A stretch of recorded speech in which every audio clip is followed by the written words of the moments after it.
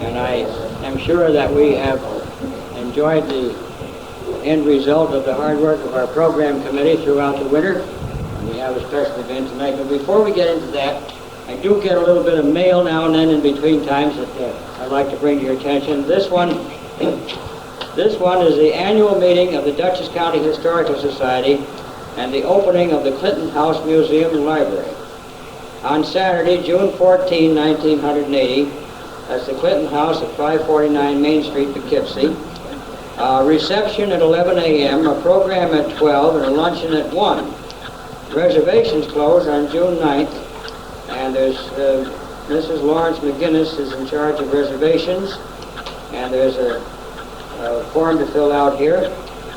And the reservations for the luncheon on Saturday, June 14th, 1980 at $10 each. My check for so much is enclosed, so if any of you would like to go, here's an application for a reservation for luncheon. That's at the Clinton House in Poughkeepsie on June 14th. This is I don't know where this came from.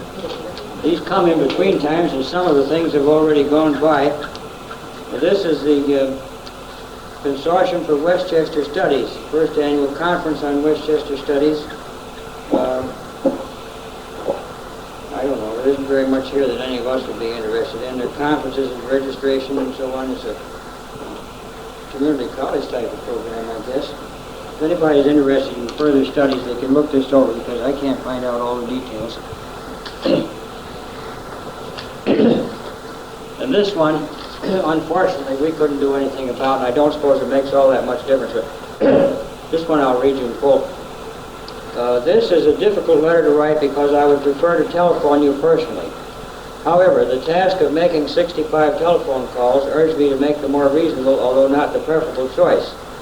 As a result, I'm writing this letter to introduce myself as the newly appointed editor of the Dutchess County Historical Society's yearbook. By the way, the present editor informs me you will be receiving the 1979 yearbook shortly. The primary reason I'm writing this letter is to invite you to a meeting, date 5/21, time 7:30 p.m., Stone Meeting House, the Grange Hall in Clinton Corners. So that eliminates us right there. And what they're going to do, at this meeting I would like to discuss the future direction of the yearbook. This is one of 4 such meetings. The meeting will be informal and small, 12 to 15 people at most. The small groups have been achieved by dividing the county along the familiar 18th century patent lines. 3 historians from each town presently within these patent lines have been invited. I have asked the following individuals to act as patent coordinators. And this for each of the patents, Beekman, Little 9 partners, that's marked off for us. Clifford Buck is a coordinator. Please feel free to call your patent coordinator if there are suggestions you wish to make about the meeting. You'll be pleased to know the county historian, Bradford Curdy, will join us at our meeting. I'm looking forward to meeting with you. Sincerely, Bill McDermott. But we couldn't do very much about that. And then this is an annual or a regular newsletter from the town of Clinton, quarterly publication it is. And it consists of a whole article in here about a Jarvis Marshall from up there to Clinton. All his history and doings and one thing and another. And then the only thing in here was that they were going to have a show up there, and that's all over with. Saturday, April 26th, so that's all over with. Then they got a membership renewal here. The year runs from April 1st to March 31st. And they want you to pay your dues, family $5, individual $3, and that's all there is to that. Then I would like to announce the schedules of our neighboring town historical societies. We have here the Town of Clinton Historical Society will meet on Friday, May 23rd at 8 p.m. at the Town Hall on Center Road. The program will be on old fire equipment and engines. The Town of Pleasant Valley Historical Society is not having a regular meeting, but they're having a dinner on, when did you tell me, Ellen? Next Tuesday night. Next Tuesday night at the Cottonwood Inn. In the town of Washington. In the town of Washington, held by the Town of Pleasant Valley. Money paid by the Town of Washington to the Town of Pleasant Valley if you attend. They'll take your cash. Credit cards. Anyway, that's the next event. Now, in June, the town of LaGrange, on June 25th, at the Town Hall on Stringham Road at 8 p.m., Mr. John Hawley will talk on historian Benson Lawson.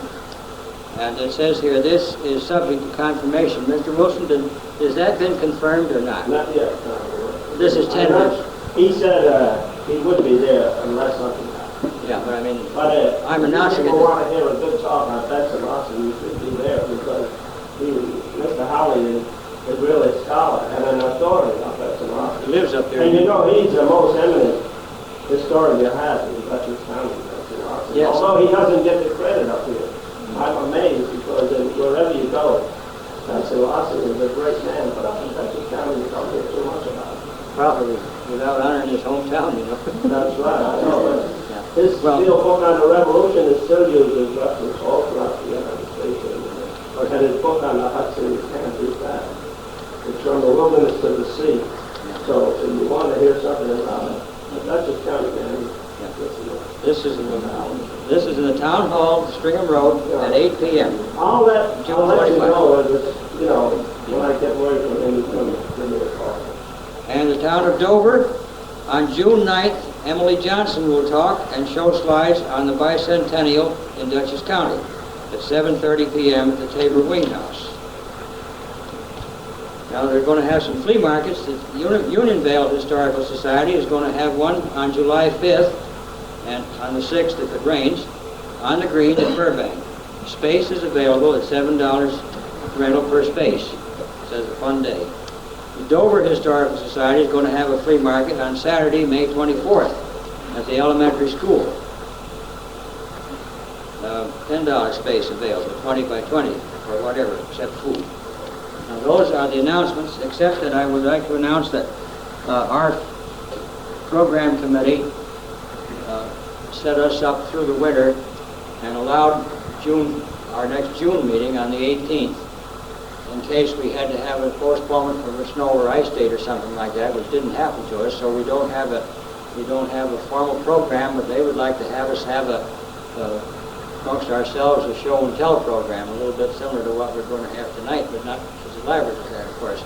And maybe we'll find something to talk about for 5 minutes or so in addition to that.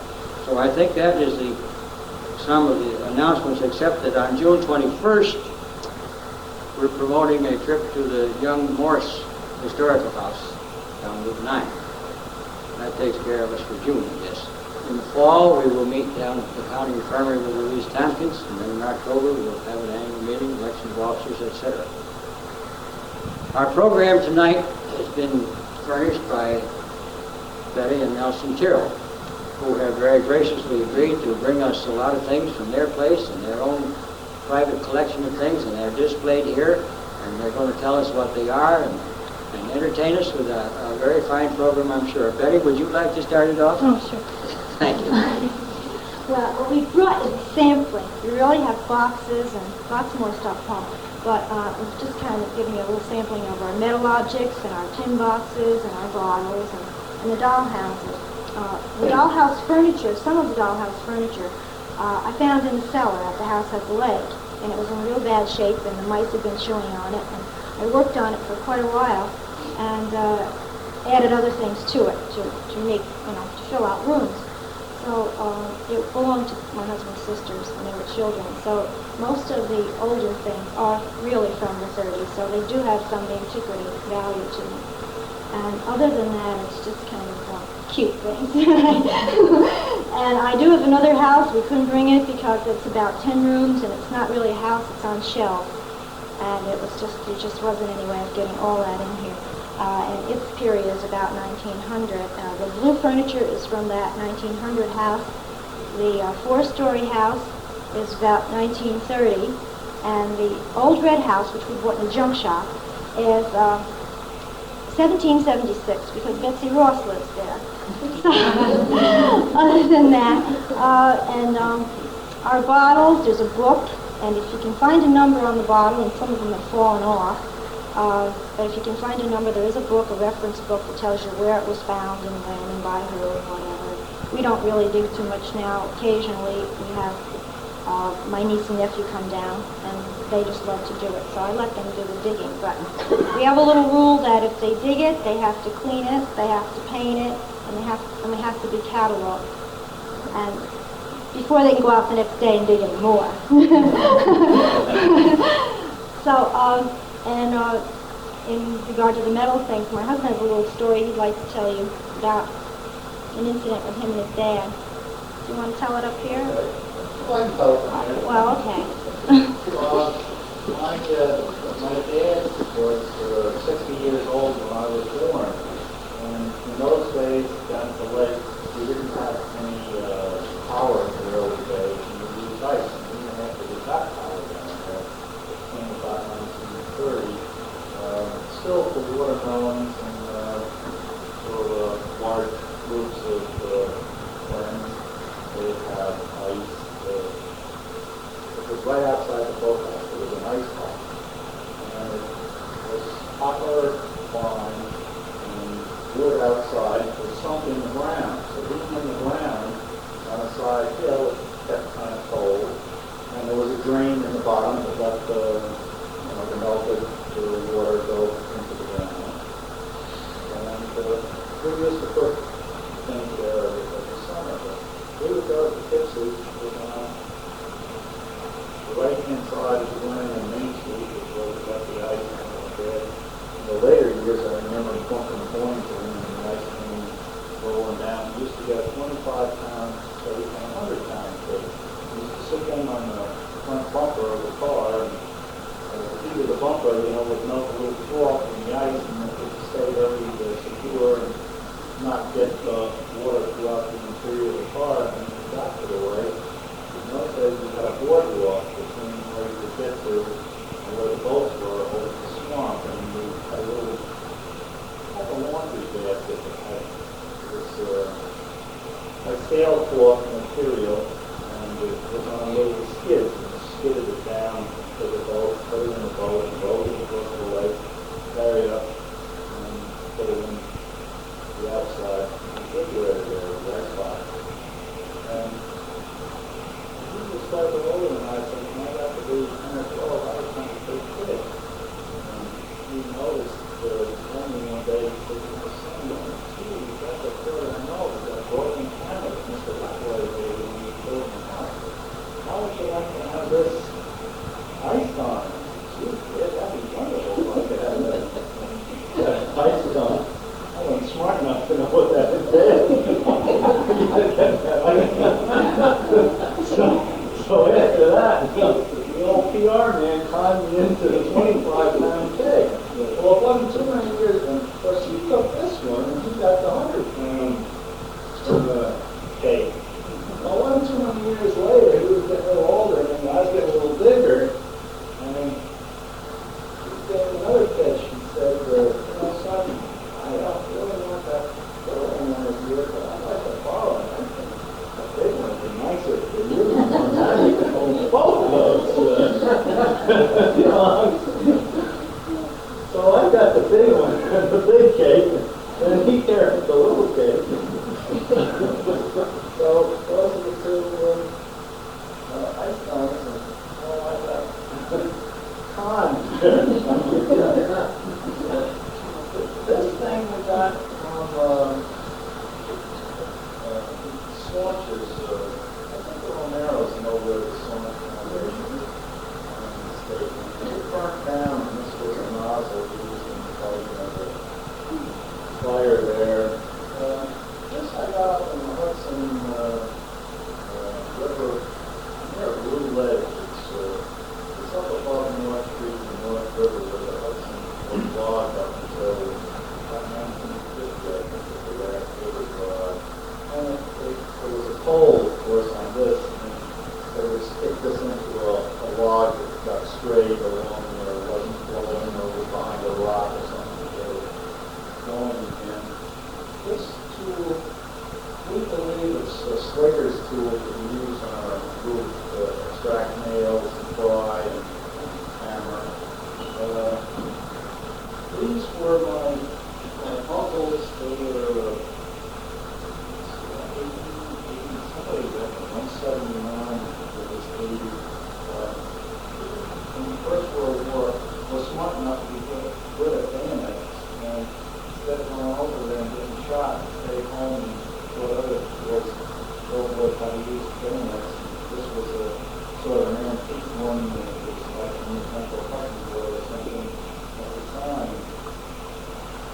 just sort of concentrated on length or reach with urban annex, whereas nowadays there's a much wider, shorter one. I think nowadays they feel that these are two out of this spot.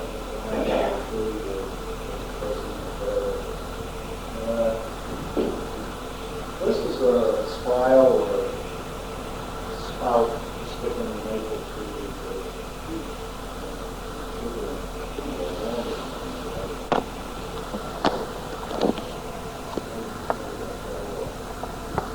There's an iron wedge on that on the road around the village.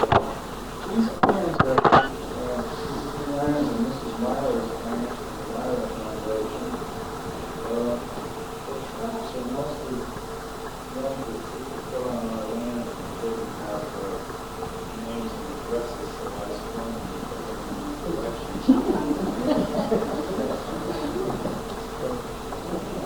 I don't really know what this is. Maybe it's part of the I know what it is, Bob. framing on the fireplace. We thought it was part of the iron stove at Mrs. Myers. I also have a lid from there, but it's got the lid. I didn't have it with my house. Lid from her old iron stove, cook stove. It's confusing. But the box, well, this is my wife's grandmother's stocking window. It was to, put the stocking over rather than sticking your finger up there. I don't really know how to do it.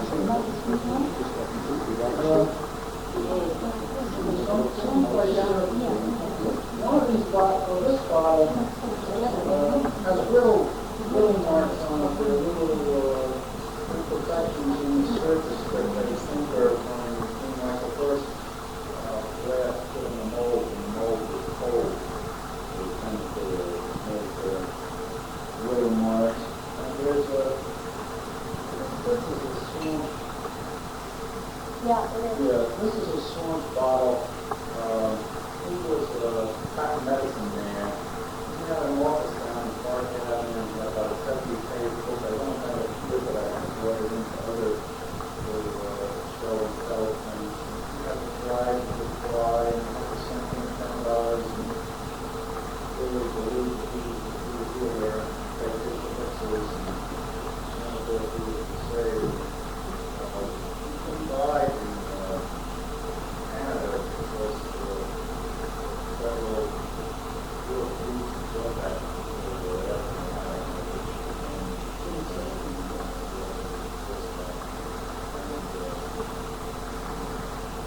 he had an interesting bottle because of that huge mold that seems like the size around the top and what is very order. That was the same guy that this phone was used for the fire. Oh, there's one. It's supposed to be a bunch of glass. This is one of the older bottles that didn't lay down or in a rack. And it's one of this bottle up. So it's on the bottom. And there's Dr. Gilman's Swamp Brew, these old bottles, and just various different kinds of bottles here. This is the book that, unfortunately, we had a house that burned down. I thought all kinds of books, something.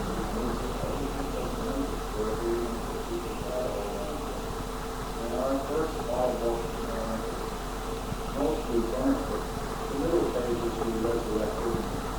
Some of them we remembered, where we got. So this is our second Bible. As my wife said, we try to kind of know where it is and who got it and when. And I would describe it, so if it has any marks or, or what we think the bottle is. We don't go so far as some people, when they do archaeological business, lay out a whole grid work and have coordinates, and we're not that far off in it. But at least we try to, locate the foundation and the side of it, not far away from it, and so forth. These are nice.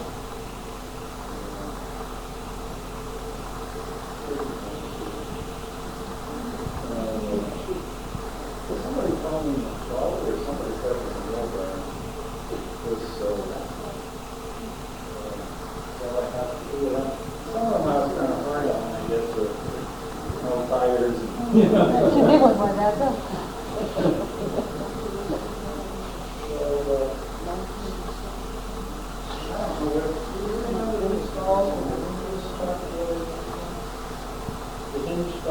Oh, I don't know where, no, I just found them at the lake. I don't know where they came from. They don't have any clothes. They need a little oil on the joints. Yeah, they need this security. Oil change. There's also some things there. Some of them, I don't know, backyard things, some say. They were mostly found between our two houses. We bought a house on Mildwood Road that came furnished, and there were quite a few things in the house. And of course, his mother had never threw anything out in her life, so she had a lot of them there. So we really don't know too much about the things, other than what they say on them themselves. Now, where did you get them? I don't know. No, I didn't we didn't. know. It was in the house, and I think my Uncle Brian got it when somebody came back from I'm not an expert on it. What's that, your first It's a one? world over. I don't know. Yeah. Could be. Yeah. Nice people that watershed business.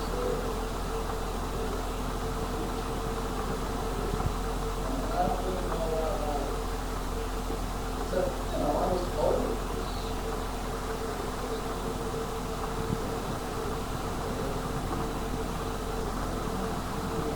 You have a big pot, you have to get away from the Did you dig that up? Yeah. that's, this is mine was We have about 18 foundations on our property. All of them aren't individual houses. There was not 18 different owners, but some are barns and outbuildings of the houses. And my husband has done the history on all our foundations.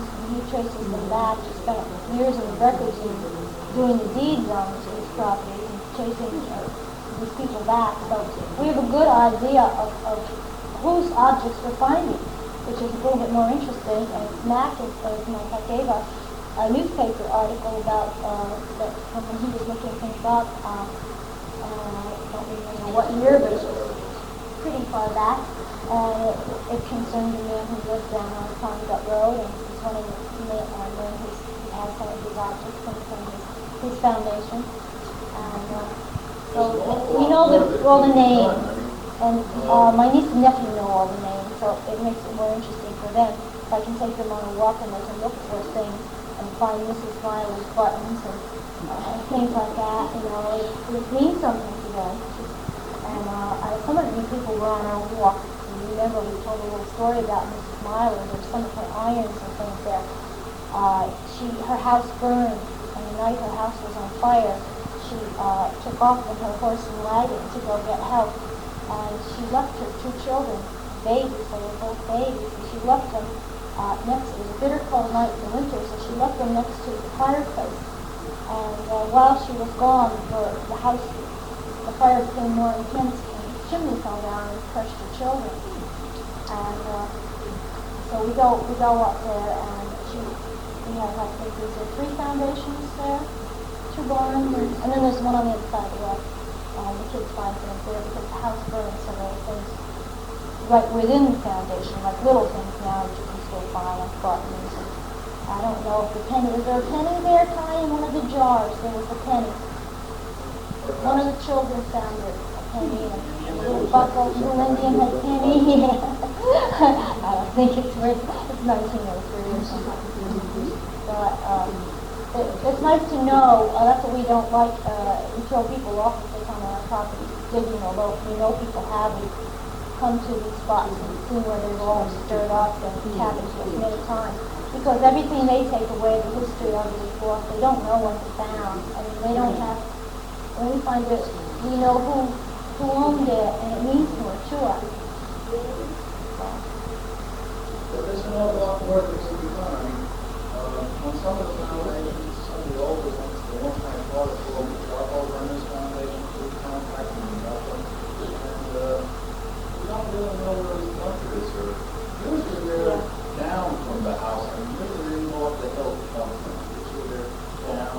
your town, or, people are just as lazy today as they were then, or if not more so today. And someday I think we're going to get a metal detector. We're not find little pieces of broken, a pot that broke or something, and then you'd find the jars and the bottles and all the rest of the goodies. And occasionally you find an intact one or something meaningful. It's just an awful lot of work. And after you get the deeds and the registers and all that, then you can go to the library and do something else at night. Find out who they quarreled with and whose fish they ever bought, and you go to court records and find out, who the genealogy, find out who they married, and you get to know these old timers, and kind of what their occupations were, and most of them were farmers, but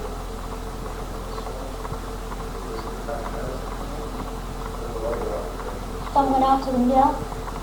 there was a mill just south of the straw mill. It wasn't our old house was built by wood. For the cotton mill, I mean, they went out, wasn't it a cotton mill they went to work They came at? up upon, They walked there was along. 8 or 10 foundations that was covered in the Red article, and I haven't gone yet, but I was kind of felt it would be justice was paradise, and I throw a little map of where all the foundations are. Yeah, I've got one, but I haven't published it yet. I don't think they show on the Beers Atlas of 67. I don't think it shows. What? Those foundations. It gives all the listing of the homes and upstream all over the place. It doesn't show the listing in 1867. Or either in grade map of 1876.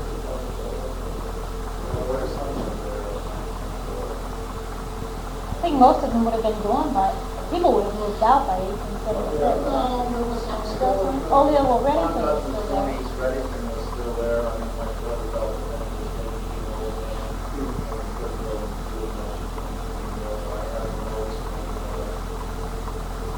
from the surveyor, the one that had the concrete television. But there was probably a community down there. It's called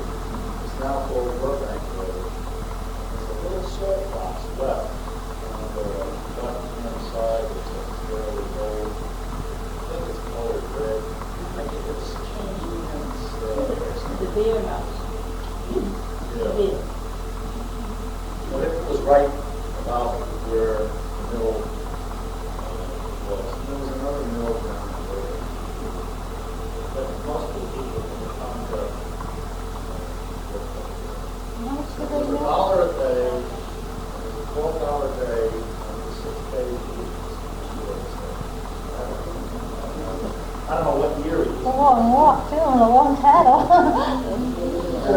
Just west of Taconic on Mountain Road, there's some Indian there. And there's also a gravestone, and you mentioned the name of Ford, and there's a gravestone that's in Ford, and there's a few hours ago. That was the west bank of the Texas River. There's some articles on that road.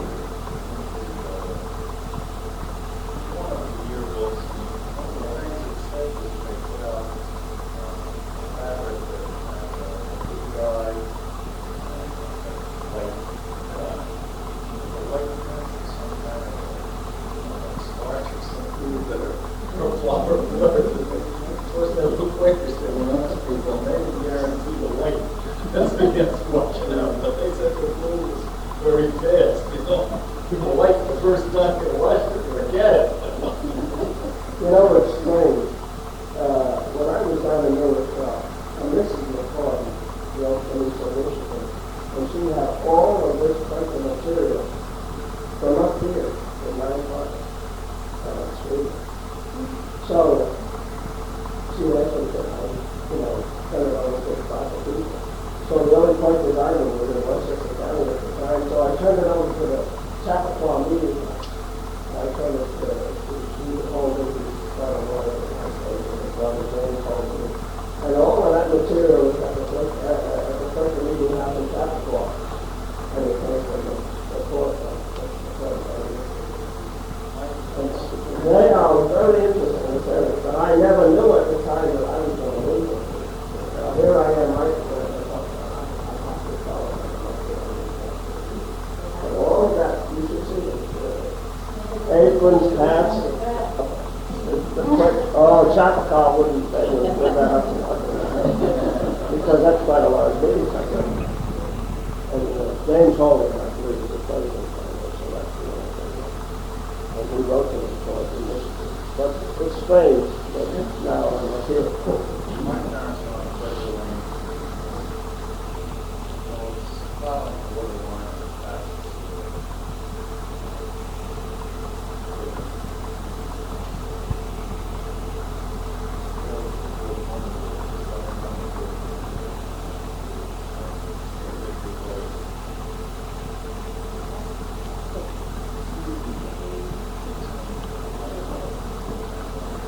That headstone of the before that's over there on that road, it's spelled M-C-C-O-O on it. It's got a double O. Now usually a lot of those places, journal places, they just have field notes, they didn't have it. They didn't let everybody know. Just a message, right, just a message. Just a field note. It's in the woods here. The early days, I was like, No, I know. You didn't know as many of them as I Well, I think that was it. I have strange feelings about graves and burials. Basically, they run over roads.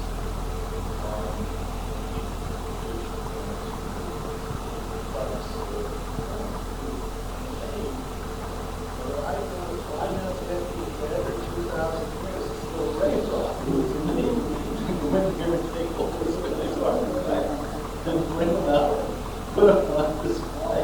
I'm not particularly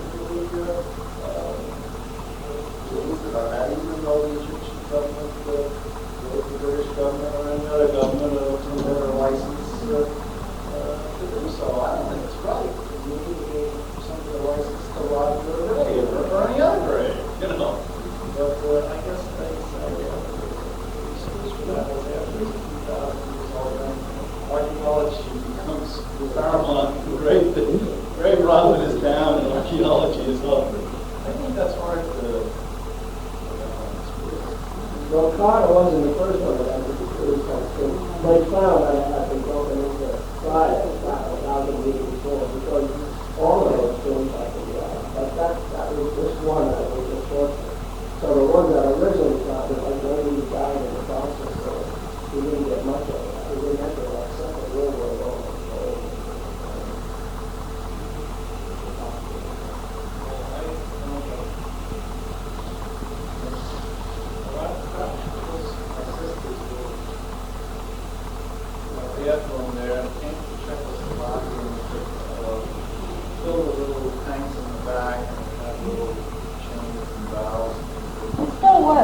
Watch the Yeah, we put water in it.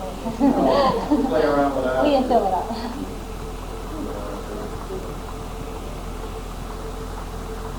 I don't really think we got anything else, just have to go look around and look at things. If you have any questions about anything, we'd be happy to, answer them. Doll? Well, I told doll houses, I told you about furniture, and there are little notes on the houses, and some of the furniture is old, and some of it is newer things that are kind of fitted in there. And the four-story house is not an old house. It comes in sections, and it's European, so it lends itself because of the woodwork. You can use it for, I'm using it for 1930 period things. But the old bathroom, the kitchen set is complete. That was from his sisters, and it's 1930ish, so it kind of is what made the house, the rest of the house that way. Yeah. There's various little things. Now, the things that are in there, some of the tiny little things, everything's kind of stuck down. A fun fact, so I wouldn't fall all over getting over it. But some of the little things are old, too.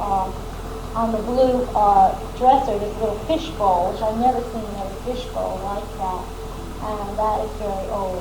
And the little lampshade still has the price on it from Macy's. I think it's 20-some cents. Lamp that's the blue furniture. The yellow furniture in the top story of the four-story house, that is very old. And the green bedroom furniture is very old. The dining room, part of the dining room set is old, and it's all sort of mixed, but there's a lot of tiny little things in there that make it a home. There's newspapers, and they have vases and cups, and they have dishes, and they have just about everything you need, most of them. The brass bed. The brass, An old one or a new? no, I've probably had that for about 81 years. It's not real brass or anything. I have another smaller one in another house. In my other house I have canopy beds and quite a bit of other furniture that it's got about 10 rooms in it, so it's just a little bit too much to bring in. But it's just mixed. The other house I have some other old things with. It just depends on what I could use where. And the other house that I have home is 1900. I have a dry sink and an old iron cook stove, and it's more of that period. There's the dolls. The original dolls I found in the basement are in little yellow things on that little table. And they have sort of a funny sawdusty body or whatever, but they're stiff. I'm sure they were flexible like rag dolls then, but now it's almost hard to sit them down. They're stiffened up. And one of them is missing. Yeah, they're pretty old. And the Sailor doll, I don't know. I just know it's old by looking at it. Something his mother had. There were a few other things that I didn't get a chance to rummage around for. She had a tiny, tiny pair of gloves that went up to your elbows, and they were made of real leather for a doll. And there was some tiny spools of thread that she had. These were things she had when she was a child that she'd saved her toy. And she was born in 1898, so those might be the early 1900s.